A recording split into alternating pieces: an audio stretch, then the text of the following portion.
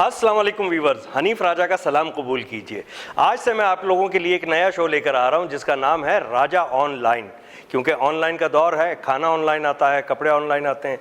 अगर लाइनों में नहीं आता तो पानी नहीं आता, बिजली नहीं आती, तो बहुत सारी चीज़ें ऑनलाइन हैं। बहुत सारी चीज़ें जिनका हक़ है कि उनको ऑनलाइन होना चाहिए, वो लाइन पर नहीं है। तो इस पर बहुत सारी बातें करेंगे। इस शो में हमारे 3 सेगमेंट्स हैं। पहले सेगमेंट का नाम है सेलिब्रिटी ऑनलाइन, दूसरे सेगमेंट का नाम है टैलेंट ऑनलाइन, तीसरे सेगमेंट का नाम है तू तू मैं। अब इन सेगमेंट्स में होगा क्या, ये आप सेगमेंट्स देखते रहेंगे, पूरा शो देखेंगे तब आपको पता चलेगा। तो शो को छोड़कर मत जाइएगा, शो पूरा देखिएगा। कमर्शियल ब्रेक्स आए फिर भी बैठे रहिएगा और K21 चैनल को आप ट्यून करके रखिएगा। तो हमारे पहले सेगमेंट का टाइम हो गया है और इस वक्त हमारे साथ लाइन पर हैं MQM बहाली कमेटी के सदर और बहुत सीनियर सियासतदान जनाब डॉक्टर फारूक सत्तार। अस्सलाम वालेकुम फारूक सत्तार भाई। वालेकुम अस्सलाम, राजाओं के राजा हनीफ राजा। फारूक भाई, आपको अपने शो राजा ऑनलाइन में खुशामदीद कहते हैं। शो का नाम राजा ऑनलाइन ऑनलाइन इसलिए भी रखा है कि लोगों को लाइन पे लाना बहुत ज़रूरी है। मेरे ख्याल में अगर ये काम हो जाए कि लोग लाइन पर आ जाएं और उनकी सिरात मुस्तकीम वाकई में सीधी हो, वो जलेबी की तरह सीधी ना हो, तो मेरे ख्याल में दुनिया के लोगों के बहुत सारे मसाइल हल हो जाएं, चाहे वो आलमी हो, चाहे कौमी हो, चाहे मकामी हो या घरेलू हो। सास बहू के झगड़े हों, नंद भावज के झगड़े हो, चाचा भतीजों के लेन देन के, जायदाद के, भाइयों के झगड़े, मेरे ख्याल में ऑनलाइन अगर सब आ जाएं तो सब कुछ ठीक हो जाए। आपने अच्छा प्रोग्राम शुरू किया है सर। सियासी बातें और हार्ड टॉक का सामना तो आपको रोज़ ही पड़ता होगा, लेकिन आज मैं अपने शो राजा ऑनलाइन में आपसे कुछ गैर सियासी और हल्की फुल्की गुफ्तगू करूँगा। मेरे ख्याल में ये मेरा इम्तिहान है कि मैं कोशिश करूँ कि सियासत से बिल्कुल बाहर आकर गैर सियासी सवाल का जवाब गैर सियासी दूं। लेकिन अगर कहीं मैं फिर सियासी उसमें चला जाऊं तो मेरे ख्याल में लोग तो समझते हैं कि मेरी मजबूरी है। लेकिन बहरहाल आप पूछें। फारूक भाई, सियासी ज़िंदगी में आपने बहुत सख्तियाँ झेली, जेल भी गए और इसके अलावा आप शायरी भी करते हैं। तो ये आपकी शख्सियत के 2 मुख्तलिफ पहलू हैं। एक तरफ कहाँ वो हार्डनेस, एक तरफ कहाँ ये सॉफ्टनेस। तो बकौल सुहेल वड़ाइच के ये खुला तजाद नहीं है? मेरे ख्याल में हनीफ राजा भाई ये तजाद नहीं है, बल्कि जिस तरह हम शोबा तिब या जो डॉक्टर बनते हैं और इंसानियत की खिदमत का बीड़ा उठाते हैं, मैं समझता हूँ कि उससे भी ज़्यादा बड़ा अगर कोई मैदान है लोगों की खिदमत का तो वो सियासत है। और इंसानियत की खिदमत से बड़ी कोई इबादत नहीं है। तो हम तो इंसानियत की खिदमत को अपना शार बनाकर उसी के गिर्द हमने अपनी सियासत को जो है वो खड़ा किया। और उसमें ज़ाहिर है कि जो हिस्से मिज़ा भी है, हिस्से लताफत भी है, और लोगों के दरमियान रहना, उनके मामलात का, उनके दर्द का एहसास करना, अल्लाह का डर रखना, पुरखुलूस और बेलौस खिदमत का जज्बा रखना, तो उसमें फिर अदब, नसर, शायरी कैसे अलग हो सकती है? वो तो उसका लाजमी हिस्सा है। जहाँ ज़िंदगी है वहाँ शायरी होगी।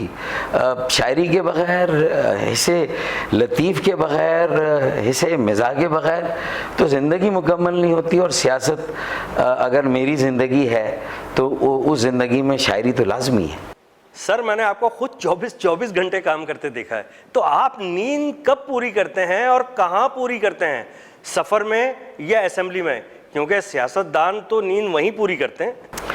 लेकिन अभी तक हमारा कोई, अल्लाह का शुक्र है, असेंबली का ऐसा शॉट कहीं पब्लिक में नहीं है कि हमने वहाँ जाके नींद पूरी की हो। हाँ, नींद कम सोने की आदत है।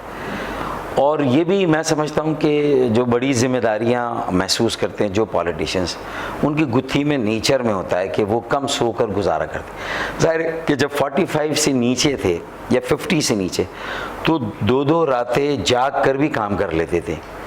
फिर अब 50 प्लस, फिर 55 प्लस, तो अब ज़ाहिर है कि एवरेज 5-5.5 घंटे की नींद ज़रूरी है। दिन 6 दिन में 2 दिन 6 घंटे, 2 दिन 5 घंटे और 2 दिन 5.5 घंटे, 6 घंटे की नींद से कम पे गुजारा अब नहीं होता। लेकिन बाकी 18 घंटे काम के लिए वक्फ होते हैं, लोगों के लिए वक्फ होते हैं। और उसमें हमारे कामों की नौयत भी बड़ी डाइवर्स है। ये समझ लें जैसे वो मित्सुबिशी कंपनी है जापान की, वो सुई भी बनाती है और सबमरीन भी बनाती है। तो हमारे कामों की नौइयत भी छोटे से छोटे और बड़े से बड़े काम है। फारूक सत्तार भाई, आपके लिए लोगों के दिलों में एक ख़ास हमदर्दी और नरमी है, आप उनकी मोहब्बत को कैसे देखते हैं? मैं ये समझता हूँ कि अगर आप अपनी औकात ना भूलें और जिस तबके से आपका ताल्लुक़ रहा हो और आपकी सरिश्त में भी अल्लाह ताला ने एक आजिज़ी और इनकिसारी रखी हो, फिर वालिदैन की तरबियत में भी वो आप अपने पैरों को ज़मीन पर ही रखना वो सिखाएं, स्कूल की तरबियत अच्छी हो, कॉलेज में अच्छे असातिज़ा मिले और फिर सियासी तरबियत भी जो है वो अच्छे तरीके से हो, और फिर आप भी इस बात को एंजॉय करें कि आप लोगों के लोग हैं और लोगों में रहना पसंद करते हैं, उनसे मिलना पसंद करते हैं, उनसे बेजार नहीं होते, और सिर्फ अच्छे बोलने वाले ये स्पीकर नहीं बल्कि अच्छे सुनने वाले हैं। आपको अच्छा लिसनर भी होना पड़ता है। गुड़ ना दो गुड़ जैसी बात करो, लोगों को गाइड करना, उनका मसला अगर आप हल नहीं कर सकते तो कौन कर सकता है। लोग टाल देते हैं, लोगों को एंगेज नहीं करते, सीधे मुंह उनका जवाब नहीं देते। ज़रा सा इज्जत क्या मिलती है, वो कहते हैं ना कि ज़रा सा कुदरत ने क्या नवाजा कि आके बैठे हो पहली सफ में, अभी से उड़ने लगे हवा में, अभी ये शोहरत नई नहीं है। तो फिर मेरे ख्याल में लोगों को देखना है कि हमें अल्लाह ताला इज्जत देता है, ये उसी की दी हुई है, और लोगों के दिलों में मोहब्बत भी उसी की तो फ़ैल है, तो अल्लाह का शुक्र अदा करना चाहिए। सर, कभी ऐसा हुआ कि कोई परिस्तार आपसे मिलने के लिए गले पड़ गया हो या पड़ गई हो? क्या बात, मैं समझता हूँ कि हनीफ राजा भाई ऐसा है कि हम सबको अपने अपने घर जाना होता है, और इस सवाल का जवाब दुनिया का मुश्किल तरीन ये सवाल है, लेकिन मेरे ख्याल में अब तक मुझे याद नहीं कि कोई गले पड़ गई हो, और मैं भी मुंतज़िर नहीं कि कोई मेरी गले पड़े। मैं भी मुंतज़िर नहीं, अल्लाह ऐसा वक्त किसी पर ना लाए। बड़ा ज़ाती सा सवाल है फारूक भाई, आपकी बेगम साहिबा आपकी मसरूफियात से नाराज़ तो नहीं होती? बहुत पड़ता है, और फैमिली बहुत सफ़र करती है। अफशा को ये मालूम था कि भाई मेरा पहला इश्क मेरा नज़रिया और मेरी पार्टी है, सियासत है, और वो सौतन है उसकी, ये हक़ महर में ये पार्टी साथ आई है, इसको तो आपको ज़िंदगी भर टॉलरेट करना है। लेकिन शुरू में इसी पर बड़ी मुश्किल होती थी, और मेरे लिए भी मैनेज करना मुश्किल था, और अफशा के लिए भी इस चीज़ को एक्सेप्ट करना मुश्किल था। लेकिन आहिस्ता आहिस्ता मैं समझता हूँ कि वो बड़ी मैच्योरिटी का लेवल आता गया मुझ में भी और उसमें भी, और मैंने भी आर्ट ऑफ मैनेजमेंट सीखा कि पॉलिटिक्स भी आर्ट ऑफ मैनेजमेंट है, तो फैमिली भी आर्ट्स ऑफ मैनेजमेंट है, और ये इश्क भी आर्ट ऑफ मैनेजमेंट है। लेकिन चूँकि वो बीच में प्रॉब्लम रहा, तो फिर एक दूसरी वाइफ भी मेरी लाइफ में आ गई, शाहिदा, जो एनवायरनमेंट पे काम करती है। अफशा का एक अपना बुटीक का काम है, एक वेबसाइट है उसकी शेयर्स बाय अफशा की आउटलेट उसकी है ऑनलाइन, उसकी भी ऑनलाइन ही जो है उसका काम है। तो लेकिन फिर समझ लिया उसने कि भाई अगर बहुत ज़्यादा ये नाराज़गी रही तो अभी 1 से 2 बीवियाँ हुई हैं, अगर मज़ीद नाराज़गियाँ दोनों ने की तो ऐसा ना हो कि कोई तीसरी जो है वो फिर आ जाए, क्योंकि मुझे उस गैप में फ़ायदा मौका मिलता है कि जब दोनों या कोई एक बीवी अगर आपके साथ ज़्यादा लड़ रही हो तो आप किसी और तरफ अपनी तवज्जो मबजूल कर दें। तो मेरे ख्याल में ये जो एक बीवी वाली जो जिनकी बीवियाँ वो भी समझें इस बात को, और जिनके अगर 2 हैं तो वो दोनों समझे। मेरे ख्याल में ये मेरी तरफ से एक मेरी भाभियों को नसीहत है। ये मुझे याद है फारूक भाई, जब ये काफ़ी पहले की बात है, जब आप असेंबली में गए और आपने एक शेर पढ़ा था, वो टीवी पे बार बार चला और बड़ा हिट हुआ। वो मतलब शेर तो पहले से हिट था, लेकिन आपने बड़ा बरमहल पढ़ा था वो, गज़ब किया तेरे वादे पर एतबार किया, तमाम उम्र क़यामत का इंतज़ार किया। तो ये कहाँ पढ़ा था, कैसे पढ़ा था, क्यों पढ़ा था? दायरे सियासी पस मंज़र था। आपका सवाल गैर सियासी है लेकिन जवाब सियासी होगा। भाई उस ज़माने में मुहतरम बेनज़ीर भुट्टो शहीद की हुकूमत थी, और 1-2 साल हो चुके थे, और जो वादे वईद हुए वो पूरे नहीं हुए। तो इसलिए ज़ाहिर है कि जब हमने नो कॉन्फिडेंस मोशन में PMLN का साथ दिया, ऑपोजिशन का, और तो ये शेर पढ़ना पड़ा कि गज़ब किया तेरे वादे पे एतबार किया, तमाम उम्र क़यामत का इंतज़ार किया। तो ये तो होता है ना कि सोचता हूँ कि वो कितने मासूम थे, क्या से क्या हो गए देखते देखते। तो मेरे ख्याल में ये वादा और फिर वादा खिलाफ़ी, इस पर तो कितने सीरियल आए हैं, कितने अफसाने लिखे गए, कितनी दास्तानें हैं और सच्ची कहानियाँ हैं। और ये वफ़ा और बेवफ़ाई ये दोनों भी साथ चलते हैं। तो जब हमारे साथ वफ़ा ना हुई तो फिर उस वादे का पोस्टमार्टम तो करना था ना, तो हमने किया। आजकल तो एक बेगम अफोर्ड करना बहुत मुश्किल है, माशाल्लाह आपकी तो दो हैं। वैसे आपस की बात है, ये बताइए कि कोई ऑफशोर वाइफ तो नहीं है आपकी? देखें, हुए तुम दोस्त हनीफ राजा, हुए तुम दोस्त जिसके, दुश्मन उसका आसमां क्यों हो। मतलब आपके होते हुए किसी को अब दुश्मन की ज़रूरत नहीं है। मेरे ख्याल मैं ये समझता हूँ कि देखें, जब पहली शादी की थी तो कतई ये इरादा नहीं होता कि आदमी दूसरी शादी करेगा और कोई दूसरा मतलब उसकी ज़िंदगी में आएगा। और दूसरी जब शादी की तो क्या उसके जहन में ये होगा कि कोई ऑफशोर या कोई तीसरी को अफोर्ड कर सकता है। तो मेरे ख्याल में ऐसे इम्कानात की तरफ जाना भी नहीं चाहिए। अच्छा, ये जो दो बीवियां आपने रखी हुई हैं, ये इसलिए तो नहीं है कि पहली को दूसरी से डराने के लिए और दूसरी को पहली से डराने के लिए, ऐसा है? नहीं, मेरे ख्याल में हुआ ये था कि होता ये कि आदमी ये सोचता है कि भाई मेरा जो लाइफ पार्टनर है वो उस तरह कंफर्टेबल नहीं है, मेरा परफेक्ट मैच नहीं है।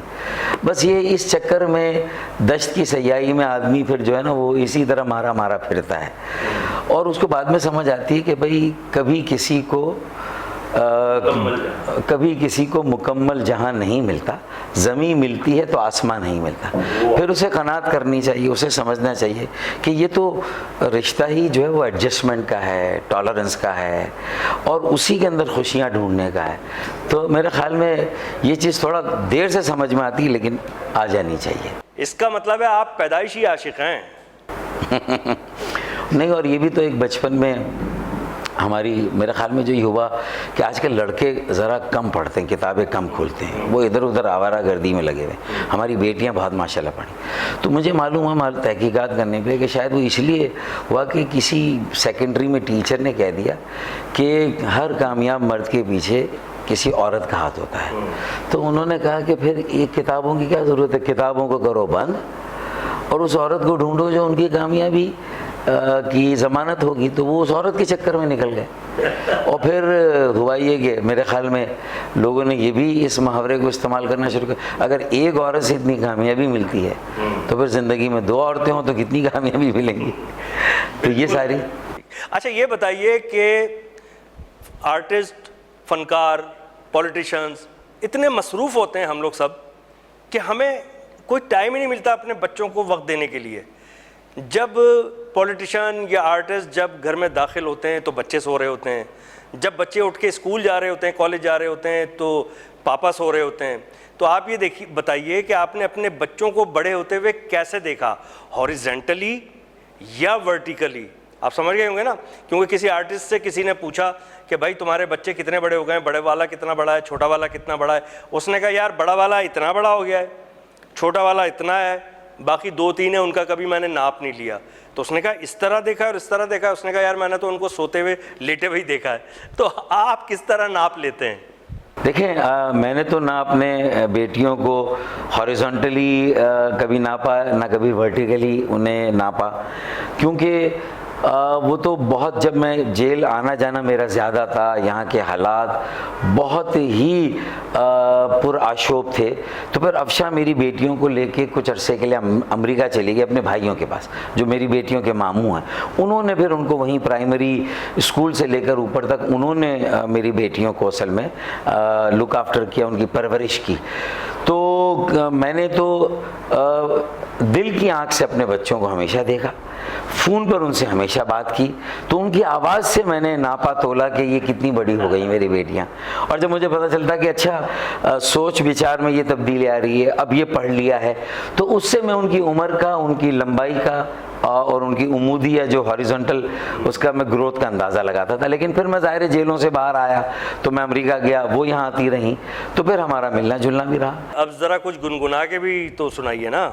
देखें, वो है एक जगजीत सिंह ने गाई थी, पता नहीं एक अच्छे शायरी की गज़ल होगी। अरे क्या बात है जगजीत जी की, क्या बात है कि कौन कहता है मोहब्बत की जुबान होती है, कौन कहता है मोहब्बत की जुबान होती है। ये हकीकत तो निगाहों से बयां होती है, कौन कहता है मोहब्बत की जुबान होती है। फारूक भाई, आपकी आमद का बहुत बहुत शुक्रिया। मैं अपनी तरफ से और टीम राजा ऑनलाइन की तरफ से आपका बहुत शुक्रिया अदा करूंगा, और ख़ास तौर पर K21 न्यूज़ की जानिब से आपका बहुत शुक्रिया, आप तशरीफ़ लाए। और व्यूवर्स, आप कहीं मत जाइएगा। इस वक्त हमारे साथ मौजूद थे जनाब डॉक्टर फारूक सत्तार, और हम जाएंगे एक ब्रेक पर, लेकिन ब्रेक से जब वापस आएंगे आपके लिए एक और बहुत मज़ेदार सेगमेंट तैयार है, कहीं जाइएगा नहीं। सो स्टे ट्यून, एक छोटा सा ब्रेक।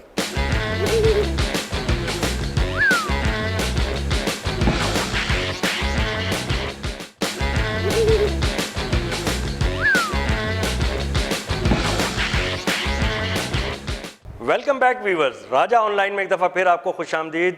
और ये हमारा सेगमेंट है टैलेंट ऑनलाइन। टैलेंट ऑनलाइन में आप अपना टैलेंट हम तक पहुंचाइए अपने मोबाइल में, अपने मोबाइल कैमरे से आप अपना टैलेंट रिकॉर्ड कीजिए। आप अच्छा गा सकते हों, आप अच्छी कॉमेडी कर सकते हों, या कोई भी टैलेंट आप में मौजूद है, तो वो आप हमें 2-3 मिनट का वीडियो भेजिए, और लिंक आपको नज़र आ रहा है हमारे स्क्रीन पर। आप हमें फेसबुक पर भेज सकते हैं, आप हमें व्हाट्सएप पर भेज सकते हैं, आप हमें ईमेल कर सकते हैं। ये आप कीजिए और हम आपका टैलेंट पूरी दुनिया तक पहुंचाएंगे इस स्क्रीन के ज़रिए। और अगर आपका टैलेंट इस कदर बेहतरीन हुआ, अगर टिकटॉक भेजना चाहें टिकटॉक भी भेजिए। जिसका मज़ेदार बेहतरीन टैलेंट होगा, जो सिलेक्ट होगा, तो वो इस सेगमेंट में मेरे साथ मेरा को होस्ट भी होगा। तो आप लोग शुरू कीजिए। आज हम आपको दिखाएंगे हमारे पास अभी तक का जो कलेक्शन है वो क्या है। कुछ बड़े टैलेंटेड लोगों ने हमें बहुत ज़बरदस्त किस्म का टैलेंट भेजा है, किसी ने गाना भेजा है, किसी ने टिकटॉक भेजा है, और बहुत कुछ है, वो मैं आपको अभी दिखा दूंगा। किसी ने डांस भेजा है, वो सारी चीज़ें आपको दिखाएंगे। हाँ, डांस भी तो आता होगा ना, कुछ लोगों को तो इतनी ज़ोर से डांस आता है, तो उनसे पूछो भाई आपको बहुत डांस आता है? कह रहा है हाँ भाई बहुत ज़ोर से आ रहा है, 2-3 ठुमके भी निकल चुके हैं। तो डांस तो बहुत सारे लोगों को आता है, ठीक है ना, कुछ भी भेज सकते हैं आप, कहने का मकसद ये है। तो अभी चलते हैं उस तरफ जहाँ पे मौजूद हैं हमारे बहुत बेहतरीन किस्म के क्लिप्स, वीडियो क्लिप्स। ये हैं फरहान यूनुस साहब, ये बहुत अच्छा गाते हैं, और इन्होंने वीडियो क्लिप भी बहुत अक्लमंदी के साथ रिकॉर्ड किया है। पहले इन्होंने बताया कि किस शो में ये अपना वीडियो क्लिप भेज रहे हैं, फिर इन्होंने अपना नाम बताया, अपना तारुफ कराया। तो आप लोग भी इसी तरह भेजिएगा। तो आइए फरहान यूनुस का गाना सुनते हैं। मेरा नाम है फरहान यूनुस। और पिया दर से जिया, और पिया मेरा दर से जिया, क्यों क्यों ना आए रे, नैना पल से तन तन भर से तुझे बुलाए रे। और पिया प्रीत के मौसम ये अलबेले, प्रीत रहे हम क्यों हैं अकेले। वो प्रीत के मौसम ये अलबेले, प्रीत रहे हम क्यों हैं अकेले। नैना जागे सारी रैन, उड़ गई बिंदिया खोया चैन। नैना जागे सारी रैन, उड़ गई बिंदिया खोया चैन। और प्रिया दर से जिया, और पिया दर से जिया। मैं वो दुनिया हूँ जहाँ तेरी कमी है साया, मेरी आँखों में जुदाई की कमी है साया। मेरे जख्मों की दवा तेरे सिवा कोई नहीं, मेरे जख्मों की दवा तेरे सिवा कोई नहीं। मेरी तन्हाई मेरी जान पे बनी है सायां, मेरी आँखों में जुदाई की कमी है सायां। मैं समझाता तुम हो तो क्या और मांगू, मेरी जिंदगी में मेरी आस तुम हो। ये दुनिया नहीं है मेरे पास तो क्या, मेरा ये भरम था मेरे पास तुम हो। मगर तुमसे सीखा मोहब्बत भी हो तो दगा कीजिएगा, मुकर जाइएगा। तेरी आँखों के दरिया का उतरना भी ज़रूरी था, मोहब्बत भी ज़रूरी थी, बिछड़ना भी ज़रूरी था। ज़रूरी था कि हम दोनों तवाफ़े आरज़ू करते, मगर फिर आरज़ुओं का बिखरना भी ज़रूरी था। माशाल्लाह, ग्रेट जॉब फरहान यूनुस, आपने बहुत अच्छा गाया, आपकी आवाज़ बहुत अच्छी है। और मैं आपके लिए दावा तो नहीं कर सकता लेकिन अंदाज़ा लगा सकता हूँ, क्योंकि दावा करना तो बुरी बात है ना, लेकिन दुआ भी कर सकता हूँ साथ साथ, अल्लाह आपको तरक्की दे। आपकी आवाज़ बहुत अच्छी है, आपने बहुत अच्छा गाया। और एक बात याद रखिएगा, इंसान वक्त के साथ साथ ग्रूम होता है, अभी तो आपने और ग्रूम होना है, क्योंकि सीखना तो रोज़ पड़ता है, रोज़ सीखना चाहिए। आइए अगला वीडियो देखते हैं। ये है मज़े का टिकटॉक, और ये टिकटॉक भेजा है मेरे बहुत ही प्यारे दोस्त जिन्होंने मेरे साथ बहुत काम किया, बहुत ज़बरदस्त कॉमेडियन, बहुत स्ट्रीट ड्रामे किए, अब दुनिया में मौजूद नहीं है। सिकंदर सनम, सिकंदर सनम के बेटे हैं शहबाज सनम और समीर सनम। इन दोनों ने बड़े मज़े के वीडियोस अपने बनाए हैं, तो उसमें से कुछ सिलेक्शंस हैं, ये देखिए और खूब हंसिए। मैं तो बहुत हंस चुका हूँ, अभी और हंसूंगा आपके साथ। सदका उतारो अपना, मेरा दिल आ गया है तुम पर। आंटी क्या नाम है आपका? आलम आरा। क्या? आलम आरा। आलम आरा। जी वाह वाह, क्या हसीन शुक्रिया। नाम है। किसके साथ आई हैं? बहनों के साथ। बहनों के क्या? अरे माशाल्लाह काफी हैं बहनें। माशाल्लाह, 2 बहनें, एक मामूजात बहन। अच्छा मामू, खसूसी दाम में आप शामिल हो जाए।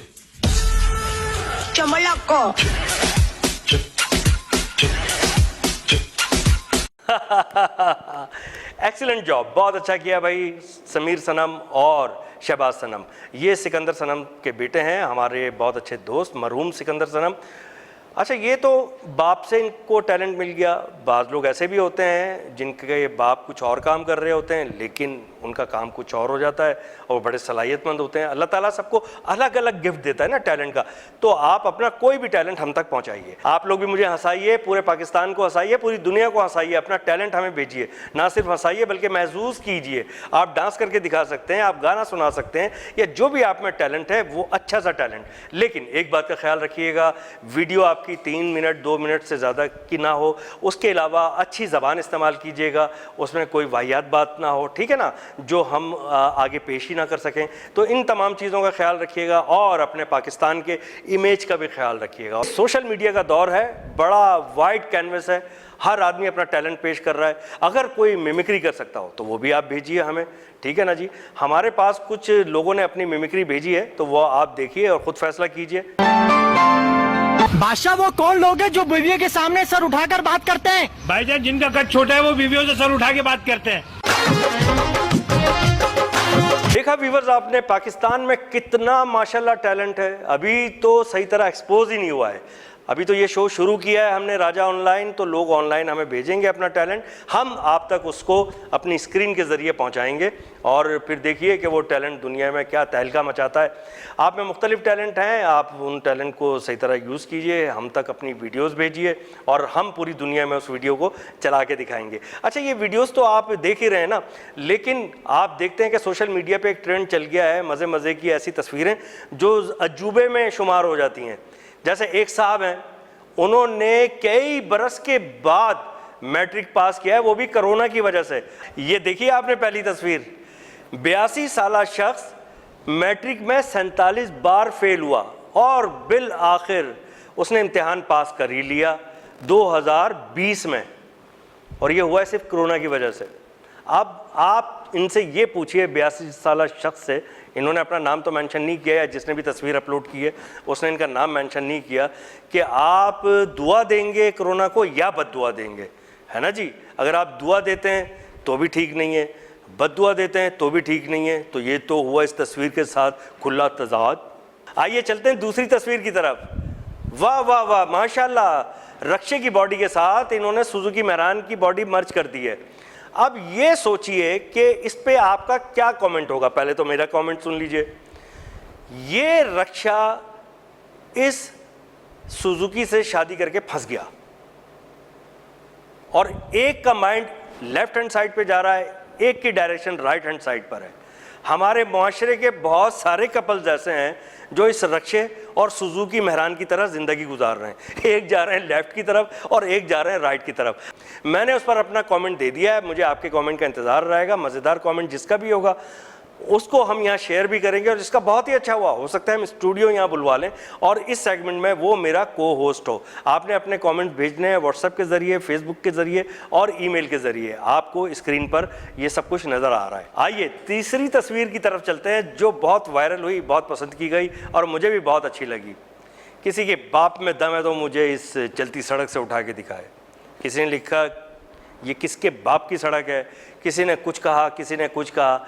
मैंने उससे कहा कि यार दिल तो बादशाह होता है, ठीक है ना, वो तो कहीं भी बसेरा कर लेता है, इन्होंने सड़क पे कर लिया। ये मेरा कमेंट था। अब आप अपना कमेंट भी भेज सकते हैं और आप इसी तरह की मज़ेदार सी तस्वीरें जो वायरल हो रही हों सोशल मीडिया पे वो आप हमें भेज सकते हैं। और इस तरह की बेहतरीन मज़ेदार और मज़ाहिया किस्म की तस्वीरें अगर आपके पास हैं तो वो भी आप हमें भेजिए, कमेंट भी भेजिए। तस्वीरें ज़्यादा से ज़्यादा भेजिए, या कोई ऐसी तस्वीर जिस पर किसी की नज़र ही ना पड़ी हो और वो आपने देख ली हो, लेकिन वो हो ऐसी कि वो काबिल नशर हो। आप भेजेंगे कहाँ, वो आपको एड्रेस सारे स्क्रीन पर नज़र आ रहे हैं। आप व्हाट्सएप पे भेजेंगे, आप फेसबुक पे भेजेंगे, आप ईमेल पे भेजेंगे। तो आप जल्दी जल्दी ये सब भेजिए ताकि हम अपने इस सेगमेंट टैलेंट ऑनलाइन में आपकी इन तस्वीरों को पेश कर सकें।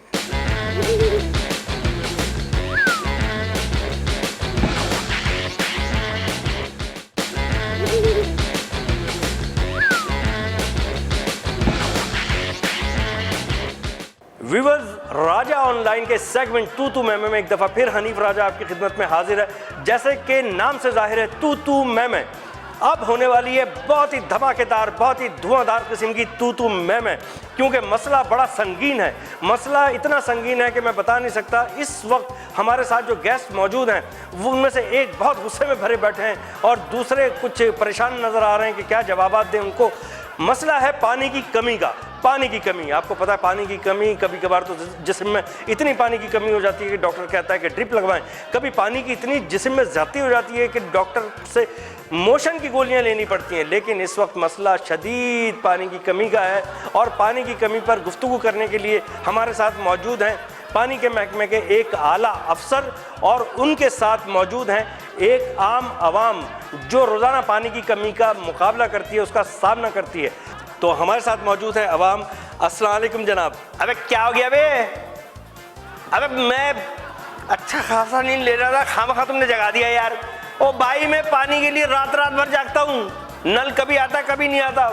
दफ्तर से आता हूँ, काम से आता हूँ, उसके बाद मैं लग जाता हूँ इंतज़ार करने। अब मैं क्या करूँ, बच्चे पालूँ या पानी का इंतज़ार करूँ? पानी नहीं आ रही है, मैं क्या करूँ भाई? अच्छा ठीक है। अभी मैं आपसे बात करता हूँ। तो आपने देखा नाजरीन कि इनके कानों से तो थोड़ी देर बाद धुआं निकलने लगेगा। इतने तपे हुए, इतने गुस्से में ये। हमारे साथ जो आला अफसर मौजूद हैं, पानी के आला अफसर, हम उनसे भी बातचीत करेंगे। अस्सलाम वालेकुम जनाब। जी बड़ी मेहरबानी ज़रा नवाजी, बहुत शुक्रिया जनाब, बहुत शुक्रिया।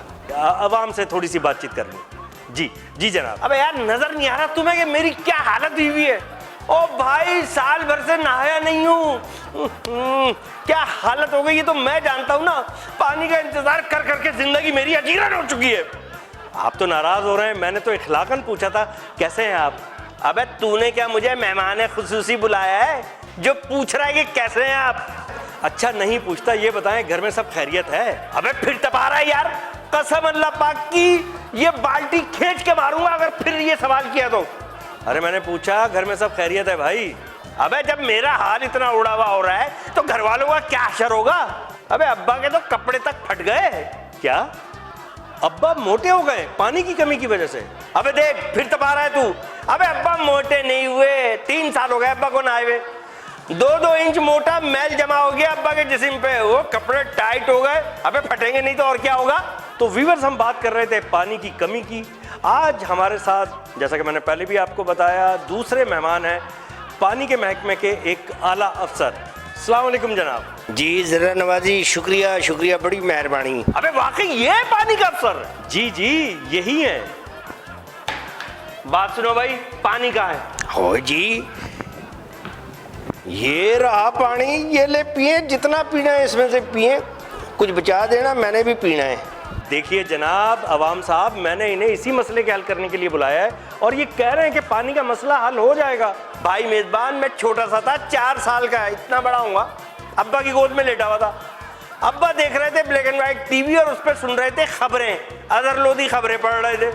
अजहर लोधी साहब ने कहा था खबरें पढ़ते हुए कि हुकूमत ने अवाम के घरों में पानी पहुंचाने का इंतजाम कर दिया है। भाई पब्लिक खुश हो गई। उस दिन का दिन है और आज का दिन है। सैलाब का पानी तो घरों में जरूर आया, मगर मेरी जान नलकों का पानी नहीं आया। मैं 1 बाल्टी पानी भर के आपके घर में दे दूंगा। अबे तो भाई 1 बाल्टी पानी कितनी नस्लों तक चलेगा? हाँ भाई तू बता, हमारे हिस्से का पानी कहाँ है? आ रहा है पानी, आ रहा है, आप क्यों फिक्र करते हैं? अबे वो तो 50 सालों से आ रहा है, गधा गाड़ी पे, सुजुकियों पे, बाल्टियों में, कनस्तरों में। अबे नलकों में कब आएगा? आप ये बताएं कि पाइप लाइनों में और अवाम के नलकों में पानी कब आएगा? देखिए काम हो रहा है, चल रहा है काम। अबे कहाँ काम हो रहा है वो जगह बता, मैं खुद देख के आऊंगा। लाइनों पर? हाँ, हर अफसर की कहीं ना कहीं लाइन है और उनके यहाँ पानी भी आ रहा है। अबे हम अवाम को पानी कब मिलेगा? अब तो टिश्यू पेपर भी इतने महंगे हो गए, क्या करें, गुजारा भी तो करना होता है। भाई पानी के बगैर कोई काम नहीं होता। परसों मेरी बीवी ने पेट्रोल में आटा गूंद के रोटियां पकाई हैं, बच्चों ने खाई और स्टार्ट हो गए ड्रिंग ड्रिंग और पूरे घर में घूम रहे हैं। मेरी बीवी कह रही है कब रुकेंगे? मैंने कहा जब पेट्रोल खत्म हो जाएगा। 3 दिन पहले अम्मा ने डीजल में मिर्च डाल के सालन बनाया। भाई देखिए ना, अवाम इतने परेशान हैं, गली गली पानी ढूंढते फिरते हैं, आप इनका मसला क्यों नहीं हल करते? देखिए मुझे एक बात बताएं मेजबान साहब, क्या नाम है आपका? हनीफ राजा। हनीफ राजा साहब आप एक बात बताएं, ये अवाम अगर कह रहे हैं कि इनको पानी नहीं मिल रहा तो फिर इनकी गलियों में घुटनों घुटनों पानी कहाँ से आ गया? जी जी सरकार, वो तो गटर का पानी होता है ना। तो मेरी जान गटर में पानी कहाँ से आया? लोगों ने पानी इस्तेमाल किया तो गटर भरे तो गली में आया ना। देख बे, मैं पहले ही तपा हुआ हूँ, अब तू गटर भी याद दिला रहा है। अबे मैं वैसे ही तपा हुआ हूँ, मैं तेरा कोट वोट फाड़ दूंगा, समझ गया? अबे वो पानी खारा है, जमीन का पानी है। देखिए बात सुने आम आदमी, आप तमीज से बात करें, समझे? अबे ये तमीज क्या, इसके बड़े अफसर का नाम है। अबे बुला उसको, मैं उससे बात करूंगा। अरे नहीं नहीं नहीं नहीं, आप गलत समझे। तमीज से इनका मतलब है कि आप तहजीब से बात करें। अबे क्या सारी जिंदगी तमीज से ही बात करते रहे, नस्ल दर नस्ल बस बातें ही करते रहे? अबे पानी कब मिलेगा हमें? इनका मतलब है आप अदब से बात करें ना। अबे ये क्या जुम्मा पढ़ाता है जो मैं इससे तमीज से बात करूं? और तुझे क्या पता इस तकलीफ का कि पानी ना हो तो क्या प्रॉब्लम होती है? कभी तेरे साथ ऐसा हुआ है कि सुबह ही सुबह तू उठा हो, पेट में तेरे दर्द हो रहा हो, बल उठ रहे हो और लोटे में पानी ना हो? इस दर्द को वही समझ सकता है जिस पे गुजरी हो। नहीं नहीं, मेरे साथ ऐसा कभी नहीं हुआ। हाँ बे तू चुप रह, चुप चुप, मुझे इससे बात करने दे। हाँ भाई, पानी कब मिलेगा? अबे पानी का बताओ यार। ओ यार चलो ठीक है, मैं रात को आपके घर टैंकर भिजवा दूंगा। खुश? अबे एक तो पानी नहीं दे रहा, ऊपर से कह रहा है हमारे ऊपर टैंकर से चढ़ाई कर देगा। अरे नहीं नहीं भाई, वो जंगों वाले टैंकों की बात नहीं कर रहे, वो पानी वाले टैंकर की बात कर रहे हैं। अबे मेरे घर में आग थोड़ी लगी है जो पानी का टैंकर भेजेगा। और एक तो टैंकर हमारी गलियों में आ ही नहीं सकता, लियाकताबाद में रहता हूं मैं। अबे इतनी छोटी छोटी गलियां हैं, बिल्ली घुस जाए ना गली बंद हो जाती है। देखिए यार, बात दरअसल ये है कि हम भी कोशिश कर रहे हैं हनीफ साहब, और मेरी जान आम आदमी, हमारा पूरा महकमा कोशिश कर रहा है। कोशिश कर रहे हैं? अबे पूरा महकमा कोशिश कर रहा है, तुम्हारा पानी तो आता नहीं है। क्या कोशिश हो रही है कि पानी ना आए किसी तरह?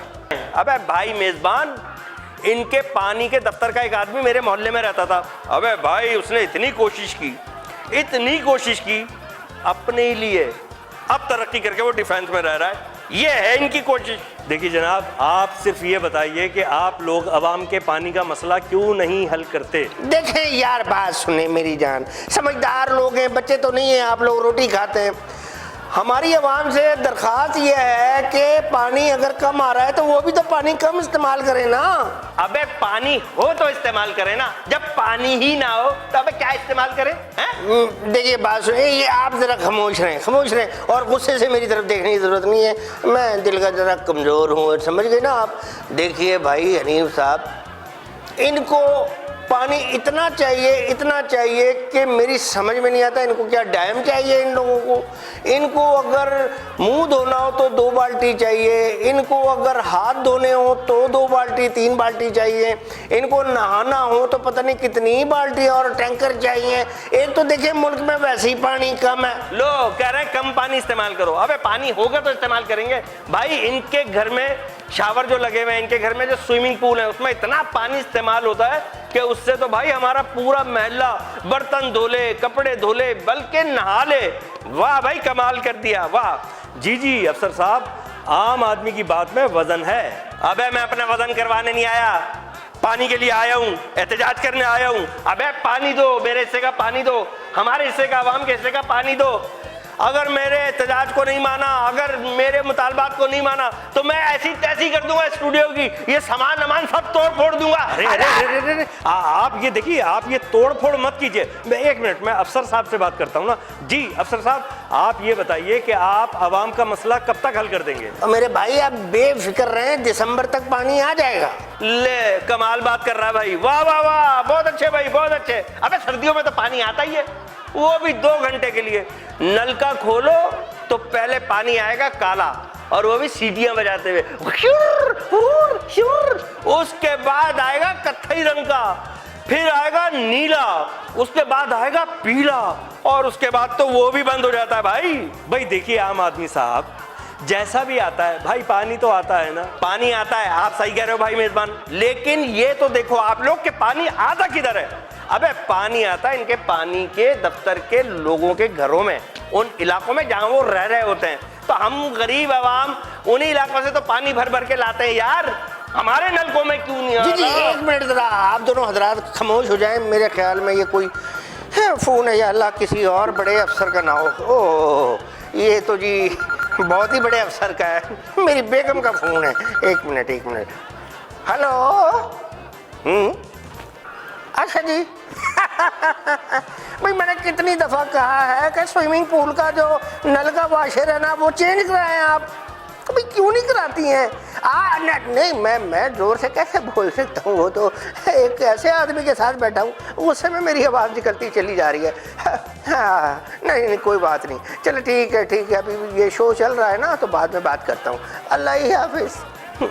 वो मेरी बेगम का फ़ोन था, वो दरअसल स्विमिंग पूल का जो नल है ना, उसका वाशर जो है वो ख़राब हो गया है, तो वो बंद नहीं होता। वो नहीं होता तोप का गोला जो पानी भरने के बाद ऊपर आ जाता है, वो ख़राब हो गया, बेकार हो गया है, और स्विमिंग पूल का पानी पूरी गली में चला गया है। और ये कह रहे हैं पानी नहीं आता। अच्छा जी, बड़ी मेहरबानी आपकी, आपने मुझे अपने शो में बुलाया है, मुझे इनके साथ बिठाया, और बहुत शुक्रिया। अब आप मुझे ज़रा दें इजाज़त, मैंने जाना है, मैंने वॉल खोलने।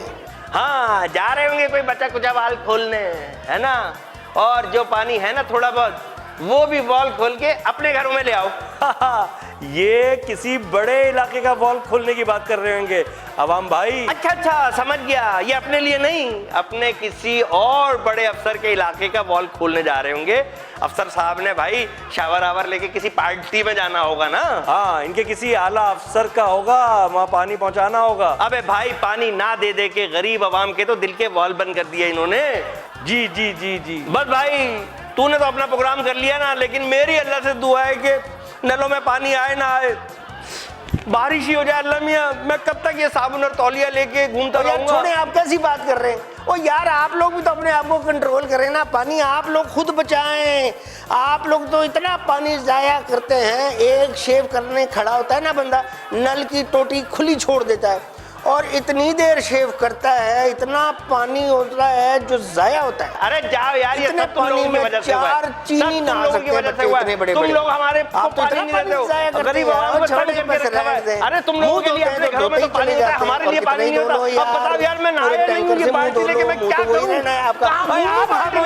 अरे आप करें यार, ये बाल्टी लेके कब तक घूम रहा हूँ? कैसी बातें करते हैं? अरे यार, आप लोग यार, तुम लोग अगर सही तरह से पानी दो तो हम क्यों चीखें, हम क्यों शोर मचाएं? मैंने पागल हो गए। अरे पागल तो तुम लोगों ने कर दिया, तुम लोगों ने। अरे तुमने जा जा, तुमने पागल किया, अरे तुम लोगों ने पागल किया। कैसी कर रहे थे आप? लड़ने लगे, आप तो मुझसे बात कर रहे हैं। लोगों को जुल्म करते हैं, आप लोग हद कर दिए। मुझे नहीं आती समझ में नहीं आ रही। एक मिनट भाई, कीजिए, आराम से बात कीजिए, आराम से बात कीजिए। पानी का मसला वाकई बहुत संगीन मसला है। अगर ऐसा ही मसला बरकरार रहा तो यही मसाइल चलते रहेंगे, इसी तरह बहस मुबाहिसे लड़ाइयाँ होती रहेंगी। अल्लाह करे ये मसले जल्द अज जल्द हल हो। मुझे अगले सेगमेंट, अगले प्रोग्राम तक के लिए इजाज़त दीजिए। अल्लाह ही हाफिज़।